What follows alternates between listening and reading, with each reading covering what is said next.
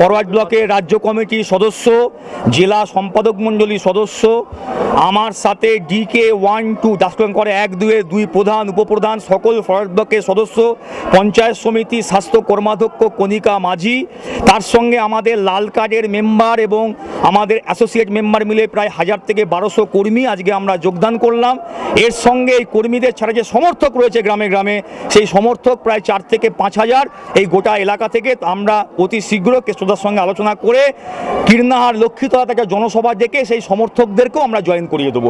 আজকে আমাদের টোটাল নেতৃত্ব, পঞ্চায়েত সমিতির কর্মাধ্যক্ষরা, পার্টির সকল স্তরের নেতারা আজকে জয়েন করে গেলেন।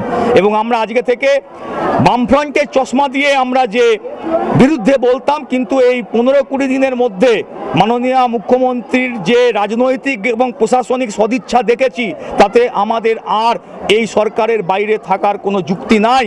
গরিব মানুষ, সাধারণ মানুষের জন্য উনি যেভাবে নেমে পড়েছেন, আমরাও সেই কাজের সঙ্গে সামিল হতে চাই। শান্তি এবং উন্নয়ন, এই যে দুটো কথা উনি বলছেন, আমরাও তার সঙ্গে এক হতে চাই। সিপিএমের বহু অন্যায় অত্যাচার সহ্য করে আমরা ফরওয়ার্ড ব্লক তৈরি করেছি। আগামী দিনে আমরা তৃণমূল কংগ্রেসের নেতৃত্বে আমরা চাইব যে এলাকায় শান্তি এবং উন্নয়ন ঘটুক। আমি কোনো প্রশাসনিক পদের জন্য এখানে যাই নাই, আমি কোনো প্রশাসনিক পদ নেব না।